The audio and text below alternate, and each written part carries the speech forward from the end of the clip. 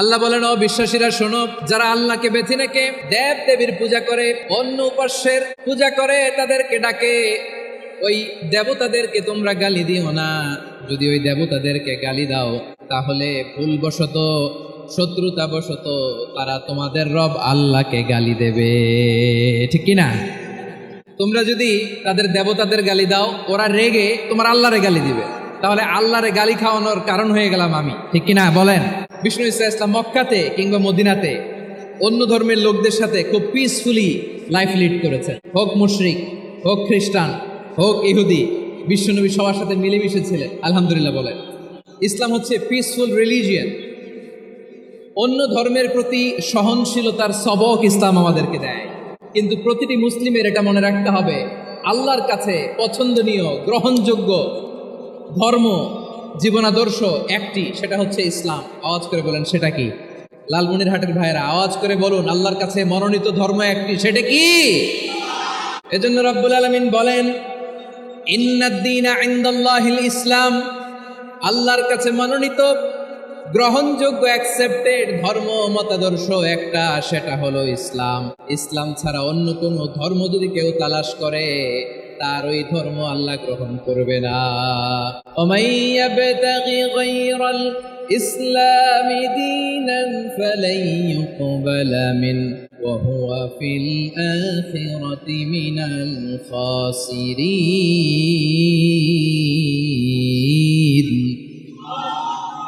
Whoever seek anything except Islam, that won't be accepted from him, and he will be loser in the day of judgment. কিয়ামতের দিন ইসলাম ছাড়া কেউ যদি অন্য কোনো ধর্ম তালাশ করেছে দুনিয়াতে, তার এই মতাদর্শ গ্রহণ করা হবে না, and he will be loser. সে হবে লুজার, ক্ষতিগ্রস্ত, হাই হাই কোম্পানির ম্যানেজার। ওর আমও শেষ, সালাও শেষ। আওয়াজ করে বলেন, ঠিক কি না? এজন্য ইসলাম পেয়ে আমরা খুশি না বেজার? প্রত্যেক নামাজ শেষে আমরা আল্লাহরে বলি, আল্লাহ রাদিতু বিল্লাহি রাব্বা ওয়া বিল ইসলামি দীনা ওয়া বি মুহাম্মাদিন নাবিয়ান ওয়া রাসূলা। ও আল্লাহ, তোমারে রব হিসেবে পেয়ে আমরা খুশি। ও আল্লাহ, ইসলামকে ধর্ম হিসেবে পেয়ে আমরা খুশি। বিশ্বনবীকে আমাদের রাসূল পেয়ে আমরা খুশি, ঠিক কিনা বলেন? ইসলাম ছাড়া অন্য কোনো ধর্ম আমরা গ্রহণ করব না, ঠিক কিনা বলেন? আল্লাহর কাছে অ্যাকসেপ্টেড রিলিজিয়ান একটা, সেটা ইসলাম। তো বিশ্বনবী সাল্লাল্লাহু আলাইহি ওয়াসাল্লাম মক্কাতে কিংবা মদিনাতে খুব পিসফুলি এক্সিস্ট করেছেন, যে কোনো ধর্মের সাথে মিলেমিশে চলেছে। তার প্রমাণ আমরা যদি রাসূল সাল্লাল্লাহু আলাইহি ওয়াসাল্লামের বায়োগ্রাফির দিকে তাকাই, তাহলে দেখব তিনি মুশরিকদের সাথে পিস ট্রিটি করেছেন, শান্তি চুক্তি, পিস ট্রিটি, পিস এগ্রিমেন্ট। আপনারা হুদাইবিয়ার সন্ধির নাম শুনেছেন? আমার লালমনিরহাটের কলিজার টুকরা ভাইয়েরা, হুদাইবিয়ার সন্ধির নাম আপনারা শোনেন নাই? 6ষ্ঠ হিজরিতে বিষ্ণু ইসলাম মুশরিকদের সাথে এই ট্রিটি করেছেন, চুক্তি। কাদের সাথে? মুশরিকদের সাথে। আমরা তো মুসলমান বসতে পারি না, আমরা দুই মুসলিম ভাই একসাথে বসে চা খেতে পারি না, গল্প করতে পারি না। বিষ্ণু ইসলাম মুশরিকদের সাথে ট্রিটি করেছেন, হুদাইবিয়ার সন্ধি। এই সন্ধির আগে মক্কা থেকে কেউ মদিনায় যেতে পারে না, মদিনা থেকে কেউ মক্কায় যেতে পারে না, কিন্তু এই সন্ধির পরে ট্রাফিক স্বাভাবিক হয়ে গেল। মক্কার লোকেরা মদিনায় আসতে পারে, মদিনার লোকেরা মক্কায় আসতে পারে। এটাকে বলে সুলহে Hudaibiya, the peace agreement of Hudaibiya, শান্তি চুক্তি। আমরা পৃথিবীতে এখন অনেক শান্তি চুক্তির নাম শুনি, এগুলো সব the piece treaty of Hudaibiya থেকে কপি করা। আল্লাহু আকবার। তাহলে বিশ্বনবী সাল্লাল্লাহু আলাইহি সাল্লাম তিনি যে শান্তিপূর্ণ সহাবস্থানে বিশ্বাসী ছিলেন, মুসলমানেরা যে অন্য ধর্মের প্রতি সহনশীল, তার প্রমাণ হচ্ছে এই পিস ট্রিটি। মক্কার পার্ট গেল, পিস এগ্রিমেন্ট করলেন, শান্তি চুক্তি। বিষ্ণু ইসলাম মদিনায় যে কি করলেন? মদিনায় যে বিষ্ণু ইসলাম মদিনা চার্টার করলেন, মদিনা সনদ, সাহিফাতুল মদিনা, এটার বলে মদিনা চার্টার। যে ওয়েস্টে, ইউরোপে, আমেরিকাতে তারা অনেক চার্টার করে, এই সব চার্টার মদিনা চার্টার থেকে কপি করা। আওয়াজ করে পড়েন সুবহানাল্লাহ। বিষ্ণু ইসলাম মদিনায় গেলেন, মদিনাতে মুসলিম, মুশরিক, ইয়াহুদি, এই 3 ধর্মের লোক মিলে সব স্টেক হোল্ডার যারা আছে সবাইকে নিয়ে বিষ্ণু ইসলাম মদিনা চার্টার করলেন, মদিনা সনদ। পড়েন সুবহানাল্লাহ। শুধু তাই নয়, মক্কাতে বিশ্বনবী পিস এগ্রিমেন্ট করলেন, শান্তি চুক্তি মুশরিকদের সাথে। মদিনাতে যে বিশ্বনবী মদিনা চার্টার করলেন, মদিনা সনদ করলেন ইহুদিদের সাথে। আবার মদিনাতে বিশ্বনবী ইহুদিদের সাথে পিস ডায়ালগ করলেন, ইন্টারফেথ ডায়ালগ করলেন, আন্তধর্মীয় সংলাপ করলেন। যেই সংলাপের মূল ভিত্তি ছিল তাওহীদ। মূল ভিত্তি ছিল কি? তাওহীদ। বিশ্বনবী ইহুদিদেরকে ডাকলেন, আহ্বান করলেন, কুল ইয়া আহলাল কিতাবি তাআলাউ ইলা কালিমাতিন সাওয়াইন বাইনানা ওয়া বাইনাকুম আল্লা না'বুদা ইল্লাল্লাহ ওয়া লা নুশরিকা বিহি শাইআন ওয়া লা ইয়াত্তাখিযা বা'দুনা বা'দান আরবাবাম মিন দুনিল্লাহ فإن تولوا فقولوا اشهدوا بأننا مسلمون সুবহানাল্লাহ পড়েন। বিশ্বনবী মদিনার ইহুদিদের ডেকে বললেন, ও ইহুদিরা শোনো শোনো, আসো এমন একটা আদর্শের প্রশ্নে আমরা একত্রিত হই যে আদর্শের প্রচার তোমাদের নবীরাও করেছে, আমিও করি। যে আদর্শের কথা তোমাদের পবিত্র ধর্মগ্রন্থগুলোতে আছে, আমার কোরআনেও আছে, সেটা হলো তাওহীদ। আমরা এক আল্লাহ ছাড়া কারো ইবাদত করব না, আল্লাহর সাথে কাউরে শরীক করব না, আল্লাহ ছাড়া কাউরে রব মানব না। পড়েন সুবহানাল্লাহ। তাহলে আমার প্রিয় লালমনিরহাটের ভাইরা, মদিনাতে যেয়ে তিনি মদিনা চার্টার করলেন, মদিনা সনদ, পিস ডায়ালগ করলেন, শান্তির সংলাপ, ইন্টারফেথ ডায়ালগ করলেন, আন্তধর্মীয় সংলাপ, যার ভিত্তি ছিল তাওহীদ। সুবহানাল্লাহ পড়েন। তাহলে অন্য ধর্মের প্রতি সব সময় ইসলাম সহনশীল, টলারেন্স। যদি আপনি দেখতে চান ইসলামের নবী বিশ্বনবীর দিকে তাকান, ঠিক কিনা বলেন? আমরা তো সংখ্যালঘুদের রাইটস প্রোটেক্ট করার জন্য কত আইন বানাই, কত বৈঠক করি, কত সংবাদ সম্মেলন করি। বিশ্বনবী সাল্লাল্লাহু আলাইহি ওয়াসাল্লাম সংখ্যালঘুদের রাইটসের ব্যাপারে, অধিকারের ব্যাপারে যে কথা বলেছেন, শুনলে আপনি অবাক হয়ে যাবেন। বিশ্বনবী বলেন, আলা মান যালামা মুআহাদান আও ইনতাকাসাহু আও কাল্লাফাহু ফাওকা তাআতিহি আও কাল্লাফাহু ফাওকা তাকাতিহি আও আখাযা মিনহু শাইআন বিগাইরি তিবি নাফসিন ওয়া আনা হাজিজুহু ইয়াউমাল কিয়ামা। খবরদার, জেনে রাখো, কেউ যদি কোনো সংখ্যালঘুর উপরে অত্যাচার করে, কোনো সংখ্যালঘুর প্রাপ্য থেকে যদি কেউ কাউকে ঠকায়, আপনার প্রতিবেশী হিন্দু, ভাবছেন আমার তো পাওয়ার আছে, ওর জমিটা দখল করি। বিশ্বনবী বলেন, কিয়ামতের দিন ওই হিন্দুর পক্ষে তোর বিরুদ্ধে আমি বাদী হয়ে দাঁড়াবো। পৃথিবীর কোন ধর্মে এরকম স্টেটমেন্ট পাবেন? পাবেন? আপনি ভাবছেন আপনি নামাজ পড়লে হাজী সাহেব কপালে দাগ ফেলায় দিলে আপনি সেলসেলায় জান্নাতে চলে যাবেন না? খবরদার। বিশ্বনবী বলেন, কোন সংখ্যালঘুর উপর যদি কেউ আক্রমণ করে, তার প্রাপ্য তাকে না দিয়ে যদি তাকে ঠকায়, তার উপর জুলুম করে, তার সম্পদ যদি কেড়ে নেয়, আমি নবী, তুমি মুসলিম হইতে পারো, মুসল্লি হইতে পারো, তার পক্ষে তোমার বিপক্ষে আল্লাহর দরবারে বাদী হয়ে দাঁড়াবো।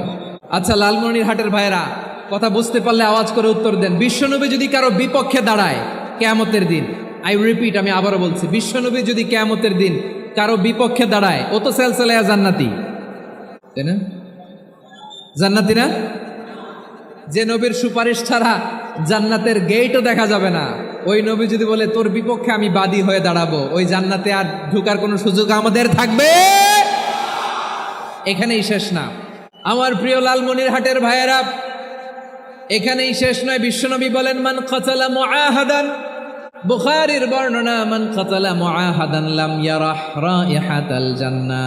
কেউ যদি, কোনো মুসলিম যদি অন্যায়ভাবে কোনো সংখ্যালঘুকে হত্যা করে, কোনো হিন্দুকে হত্যা করে, কোনো বৌদ্ধরে হত্যা করে, অন্যায়ভাবে কোনো মুসলিম যদি কোনো সংখ্যালঘুরে হত্যা করে, জান্নাতে যাওয়া তো দূরের কথা, ওই মুসলিম জান্নাতের ঘ্রাণও পাবে না। সেই বুখারীর বর্ণনা, মান কাতালা মুআহাদান লাম ইয়ারাহ রাইহাতাল জান্নাহ ওয়া ইন্না রিহাহা লা ইউজাদু মিন মাসিরাতি 40 আমা। যে জান্নাতের ঘ্রাণ 40 বছর দূরের রাস্তা থেকেই পাওয়া যায়। সুবহানাল্লাহ পড়েন। প্রিয় ভাইরা, এখান থেকে জান্নাতে পৌঁছতে লাগবে 40 বছর। এত দূর, কত বছর? সবাই বলেন কত বছর? এখান থেকে জান্নাতে পৌঁছতে লাগবে 40 বছর। এত দূরে থাকতেই জান্নাতের ঘ্রাণ আপনার নাকে এসে ধাক্কা মারবে। বিশ্বনবী বলেন, যে ব্যক্তি কোনো সংখ্যালঘুকে হত্যা করে, জান্নাতের ঘ্রাণ তো পাবেই, জান্নাতে তো ঢুকতে পারবেই না, জান্নাতের ঘ্রাণও তার নাকে লাগবে না, পড়েন না আউযুবিল্লাহ। তাহলে সংখ্যালঘুদের ব্যাপারে ইসলামে অধিকার দেয়া আছে না নাই? লালমনিরহাটের ভাইয়ের আওয়াজ করে বলেন, আমার সংখ্যালঘু হিন্দু ভাইদের রাইটস, অধিকার আমাদের ইসলামে প্রোটেক্টেড আছে না নাই? এখানেই শেষ না। বিষ্ণু ইসলাম আপনার অমুসলিম প্রতিবেশীর সাথে ভালো আচরণ করতে বলেছে। আমাদের হয় না, এটা মুসলিম পাড়া ওটা বৌদ্ধ পাড়া, হয় না? অনেক সময় হয় না, এটা আমাদের মুসলিম পাড়া ওইটা হিন্দু পাড়া, এরকম আছে না নাই? লালমনিরহাটে নাই না? আছে? হিন্দু যদি আপনার প্রতিবেশী হয় কি করবেন? ওরে কষ্ট দিবেন নাকি? কেন, ও তো হিন্দু, ও তো আমার আল্লাহরে ডাকে না, ওরে কষ্ট দিলে জায়েজ হবে না? খবরদার। বিষ্ণু ইসলাম বলেন, মান কানা ইউমিনু বিল্লাহ ওয়াল ইয়াউমিল আখির ফালিউকরিম জারাহ, যে আল্লাহ বিশ্বাস করে আর আখিরাতে বিশ্বাস করে সেজন্য প্রতিবেশীর সাথে ভালো আচরণ করে। সুবহানাল্লাহ। কলিজা জুড়ায় যায় না আমার নবীর কথাগুলো শুনলে? যে আল্লাহ বিশ্বাস করে, যে আখিরাতে বিশ্বাস করে সেজন্য প্রতিবেশীর সাথে ভালো আচরণ করে। এখানে বলছে মুসলিম প্রতিবেশী বলছে, নামাজি প্রতিবেশী বলছে, আল্লাহওয়ালা প্রতিবেশী বলছে না। প্রতিবেশী আস্তিক হোক নাস্তিক হোক, প্রতিবেশী মুমিন হোক মুশরিক হোক, প্রতিবেশী হইলেই তার সাথে ভালো আচরণের দরকার আছে না নাই? আমার প্রিয় লালমনিরহাটের ভাইয়েরা, বিষ্ণু ইসলাম ওনার ইহুদি প্রতিবেশীদের দেখাশোনা করতেন। আমার প্রিয় ভাইয়েরা, প্রতিবেশী আস্তিক হোক নাস্তিক হোক, মুসলিম হোক হিন্দু হোক, তার সাথে ভালো আচরণ করতে হবে। বিষ্ণু ইসলাম ওনার ইহুদি প্রতিবেশীর বাসায় যেতেন। কোন প্রতিবেশী? ইহুদি। আওয়াজ করে বলেন, কোন প্রতিবেশী? ইহুদি। এক ইহুদি কিশোর বিষ্ণু ইসলামের খেদমত করতে, ইহুদি ছেলে আমার নবীর খেদমত করতো, তারা ছিল নবীর প্রতিবেশী। তো অনেক দিন হয় ইহুদি ছেলেটা আসে না। বিষ্ণুনবী খোঁজ দিলেন, ঘটনা কি? একটা ইহুদি ছেলে না আমার খেদমতে আসতো, ছেলেটা কই? খোঁজ নিয়ে জানলেন ছেলেটা অসুস্থ। বিষ্ণু ইসলাম ওই ইহুদির বাড়িতে চলে গেলেন ওই ছেলেটাকে দেখা করার জন্য, ভিজিট করার জন্য। সুবহানাল্লাহ পড়বেন না? গেলেন, যে দেখে ইহুদি ছেলেটা মুমূর্ষ, জান যায় যায় ভাব, বিছানায় পড়ে আছে, তার বাবা দাঁড়ানো। বিশ্বনবী তার মাথার পাশে বসলেন, মাথায় হাত বুলিয়ে দিলেন, আর ছেলেটাকে বললেন, আসলিম, হে ইহুদি ছেলে, আসলিম, ইসলাম ধর্ম গ্রহণ করো। তো ছোট্ট ছেলে ভাবে আমরা ইহুদি, এখন ইসলাম ধর্ম গ্রহণ করলে আব্বা যদি বকা দেয়, ফানাযারা ইলা ওয়াজহি আবি, ছেলেটা তার বাবার চেহারার দিকে তাকালো, দেখি আব্বা কি কয়। আব্বা যদি বলে তাইলে ইসলাম ধর্ম গ্রহণ করবে। ইহুদি ছেলেটা তার বাবার দিকে যখন তাকালো, ওর বাবা বলে, আতি আবুল কাসিম, আবুল কাসিম যা বলে তাই করো। আবুল কাসিম হচ্ছে বিষ্ণু ইসলামের একটা কুনিয়াত, উপনাম। আমার রাসূলের বড় ছেলের নাম ছিল কাসেম। যেমন দেখবেন আমাদের এলাকায় কারো ছেলের বড় ছেলের নাম যদি হয় আব্দুল্লাহ, এরা আব্দুল্লাহর বাপ বলে ডাকে। কারো বড় মেয়ের নাম যদি হয় ফাতেমা, এরা কি ডাকে? ফাতেমার বাপ বলে না? তো বিষ্ণু ইসলামের বড় ছেলের নাম ছিল কাসেম। ইহুদি বাবা বলল, আতি আবুল কাসেম, আবুল কাসেম যা বলে তাই শোনো, মানে মোহাম্মদ যা বলে তাই শোনো। এই কথা শুনে ছেলে সাহস পাইছে, ছেলে আবার পড়তে আরম্ভ করলো, আশহাদু আল্লাহ ইলাহা ইল্লাল্লাহ ও আশহাদু আন্না মুহাম্মাদার রাসূলুল্লাহ, পড়েন আল্লাহু আকবার। বিশ্বনবীর আহ্বান শুনে ওই আহ্বানে সাড়া দিয়ে ইহুদি ছেলে শাহাদা পড়ে মুসলমান হয়ে গেল। তার হৃদয়টার ইমানের নূর দিয়ে আলোকিত করে দিল কে? প্রিয় ভাইরা, এবার রাসূল সাল্লাল্লাহু আলাইহি ওয়াসাল্লাম বের হয়ে আসলেন ঘর থেকে, আর বললেন, আলহামদুলিল্লাহিল্লাযী আনকাযাহু মিনান নার, প্রশংসা সে আল্লাহর, যে আল্লাহ জাহান্নামে চলে যাচ্ছিল প্রায় এমন একটা লোককে মুহূর্তের মধ্যে কালেমায়ে শাহাদাতের বদৌলতে জান্নাতি বানায় দিলেন। আওয়াজ করে পড়েন সুবহানাল্লাহ। এই হাদিস থেকে আমরা কি শিখলাম? What is the moral of the story? এক নম্বর স্টোরি হলো, প্রতিবেশী ইহুদি হোক হিন্দু হোক, যাবেন, সুসম্পর্ক রাখবেন, উপহার দিবেন, বিপদে পাশে দাঁড়াবেন, তাইলেই তো আপনাদের প্রতি, মুসলমানদের প্রতি তারা আকৃষ্ট হবে, ঠিক কিনা বলেন? আপনি যদি হিন্দুদের সাথে বৌদ্ধদের সাথে নাই মিশেন, নাস্তিকের কাছে নাই যান, তো ইসলামের সৌন্দর্যটা ওরা বুঝবে কেমনে? আমার অনেক হিন্দু পরিচিত ভাই আছে, ওরা আমাদের ইফতারির প্রোগ্রামে এসে একসাথে ইফতারি করে। অনেক মদখোর আমার সাথে বসে একসাথে ডিনার করে, হাফ প্যান্ট পরা, গলায় স্বর্ণের চেইন, হাতে স্বর্ণের ব্রেসলেট, আইসা আমার সাথে ডিনার করছে, আছে এরকম। গাঁজাখোর, আমি বলি আসো, welcome welcome to my dinner, আসো বসো, বসলেই তো আমি ওর ডিএনএ, চিন্তার ডিএনএ চেঞ্জ করে দেওয়ার সুযোগ পাবো, চিল্লায় বলো ঠিক কিনা? আসতে হবে আমার কাছে। Hour door is open, the door of Islam is open 24/7। সবসময় আমাদের ইসলামের দরজা আমার অমুসলিম ভাইদের জন্য খোলা আছে না নাই? এই হাদিস থেকে দুইটা শিক্ষা। এক নম্বর শিক্ষা, প্রতিবেশী মুসলিম হোক অমুসলিম হোক, যান, অসুস্থ হইলে একটু আপেল নিয়ে যান, আঙ্গুর নিয়ে যান, কমলা নিয়ে যান, তাদের সাথে ভালো আচরণ করেন। ইসলামের বিউটি দেখে, সৌন্দর্য দেখে অবাক হবে, নসিব ভালো হলে কোনোদিন কালিমা পড়ে মুসলমান হয়ে যাবে। ঠিক কিনা বলেন? তাহলে অমুসলিমের সাথে ভালো সম্পর্ক। বিশ্বনবী ইহুদির বাড়িতে গেলেন, ইহুদির বাড়ি, আর আমার মুসলমান ভাই আমার কাফের বলে, এরকম আছে না নাই? মুসলিমরা দেখতে পারে না, সহ্য করতে পারে। বিষ্ণু ইসলাম ইহুদির বাড়িতে গেলেন, এটা একটা শিক্ষা। আচ্ছা, 2 নম্বর শিক্ষা হলো, বিষ্ণু ইসলামের খাদেম ছিল ইহুদি, এতদিন খেদমত করলো, একদিনও বিশ্বনবী ওরা কালিমার দাওয়াত দেয় নাই। কারণ কি? বিশ্বনবী একটা ভালো সময়ের অপেক্ষা করতেছিলেন, প্রপার টাইমিং। দাঈর কাজ হচ্ছে দাঈ ইলাল্লাহ, সে হচ্ছে সুযোগ সন্ধানী। দাঈ সুযোগ খুঁজে, কখন দাওয়া দিলে ব্যাটে বলে হবে, ঝোপ বুঝে কোপ মারে। ঠিক কিনা বলেন? বিষ্ণু ইসলাম ভালো সময়ের অপেক্ষা করতেছিলেন, দেখি ভালো সময় আসুক আসুক আসুক আসুক। আস্তে আস্তে এমন সময় আসছে, ছেলে এবার মুমূর্ষ। অসুস্থ ব্যক্তির হৃদয় অত্যন্ত নরম থাকে। হসপিটালে যখন কেউ যায় তার হৃদয়টা বড্ড নরম থাকে, মৃত্যুর ভয়ে তার অন্তরটা নরম থাকে। ঠিক কিনা বলেন? এই প্রপার টাইমিং এর অপেক্ষা করতেছিলেন। যখনই টাইমিং পেয়েছেন, দাওয়াত দিলেন, পড়ো লা ইলাহা ইল্লাল্লাহ, সুবহানাল্লাহ পড়েন সবাই। তাহলে ইসলাম অমুসলিম প্রতিবেশীর সাথে ভালো আচরণ করতে বলে। ইসলাম অমুসলিম মাতা পিতার সাথেও ভালো আচরণ করতে বলে। মাতা পিতা যদি অমুসলিম হয়, তারা ফেলে দিতে পারবেন? পারবেন? আমার লালমনিরহাটের ভাইয়েরা, অনেক হিন্দু ছেলে আমাদের হাতে শাহাদা পড়ে মুসলিম হয়, কিন্তু ওর মা মুসলমান হয় নাই, বাবাও হয় নাই। এরকম আছে না নাই? তো ও হয়েছে মুসলিম, মা বাপ হিন্দু, এখন মা বাপ কি বাদ? হ্যাঁ, মা বাপ বাদ দেয়া যাবে? যেই মা আপনার 9 মাস 8 মাস পেটে ধারণ করলো, আপনার মায়ের নার ছেঁড়া ধন, আপনি ওই মারে বাদ দিতে পারবেন? যেই মায়ের বুকের তাজা দুধ খেয়ে আপনি আজকে বাড়ন্ত তাজা তরতাজা, ওই মারে বাদ দেয়া যাবে? মায়ের এক ধারে দুধের দাম, কাটিয়া গায়ের চাম, পাপুষ বানাইলে ঋণের শোধ হবে না, এমন দরদি ভাবে কেউ হবে না আমার মাহাগো।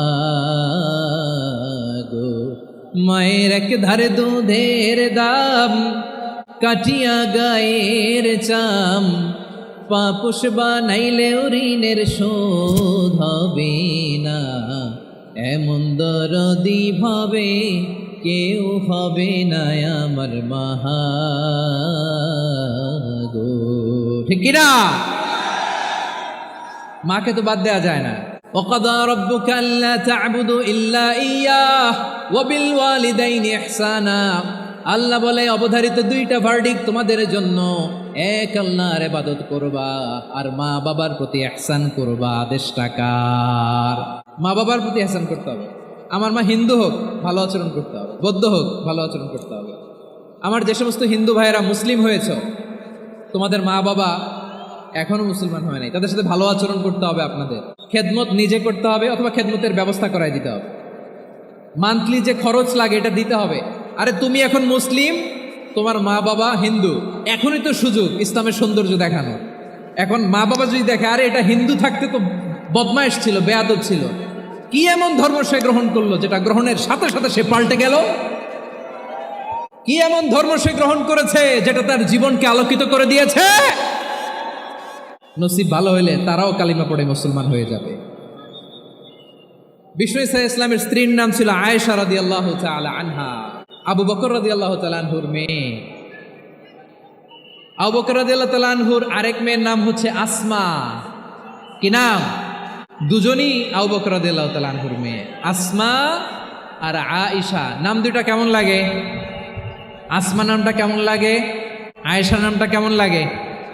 সবার ভালো লাগে নাই? নাম দুটো আপনাদের ভালো লাগে? লালমনিরহাটে অনাগত যদি কন্যা সন্তান হয়, যদি মনে চায় আসমা রেখে দিতে পারবেন, যদি মনে চায় আয়েশা রেখে দিয়েন। দেশে বিদেশে এয়ারপোর্টে রাস্তাঘাটে শুধু বলে, হুজুর একটা নাম দেন, আমার ছেলের একটা নাম দেন, মেয়ের একটা নাম দেন। তো আমার মনে আছে যশোরের আদ্দিনের মাহফিলে আমি একটা দুইটা নাম দিয়েছিলাম। আজকে লালমনিরহাটের এই প্রোগ্রামে কন্যা সন্তান যদি হয় দুটা নাম দিলাম, আসমা কিংবা আয়েশা। ইনশাআল্লাহ পড়েন।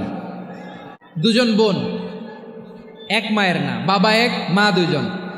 আয়েশা রাদিয়াল্লাহু তাআলা আনহার মায়ের নাম উম্মে রুমান, আর আসমা রাদিয়াল্লাহু তাআলা আনহার মায়ের নাম কুতাইলা বিনতে আব্দুল উজ্জা। আবু বকর রাদিয়াল্লাহু তাআলা আনহু 4টা বিয়ে করেছিলেন। তো একই ঘটনা ঘটেছে এই ফ্যামিলিতে। আসমা ইসলাম ধর্ম গ্রহণ করে মুসলিমা, কিন্তু তার মা কুতাইলা মুশরিকা।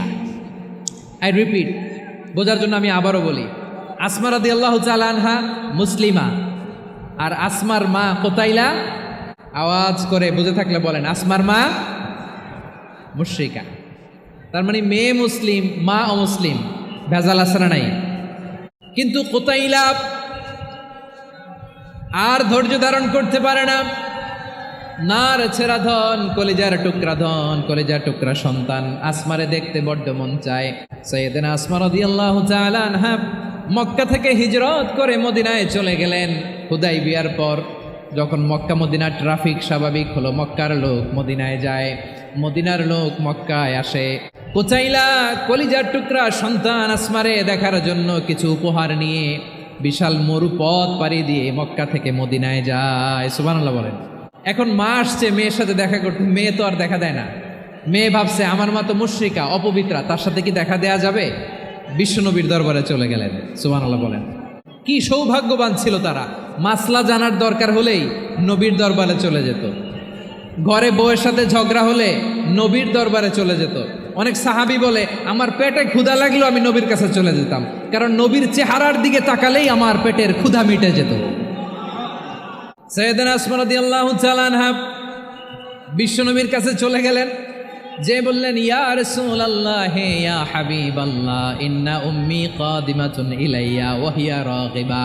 আমার মা মক্কা থেকে অনেক দূর মরুর পথ পাড়ি দিয়ে উপহার সামগ্রী নিয়ে মদিনায় আমার সাথে দেখা করতে এসেছে গো নবী।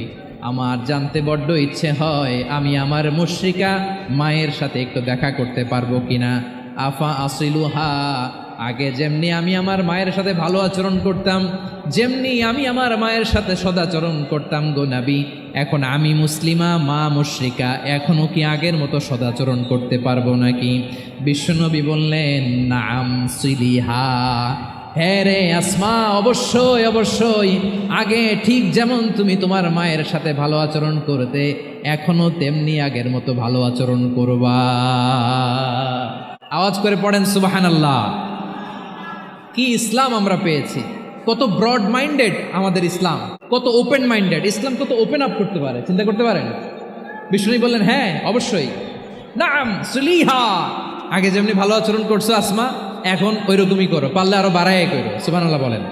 তাহলে আমার যে হিন্দু ভাইয়েরা, হিন্দু বোনেরা, ইমানের বদৌলতে দৌলতে আপনি ধন্য হয়েছেন, আপনার আম্মা আব্বা এখনো মুসলমান হয় নাই, তাদের জন্য দোয়া করেন, তাদের জন্য দোয়া করেন, আল্লাহ যেন তাদেরকেও ইমানের দৌলত দান করে।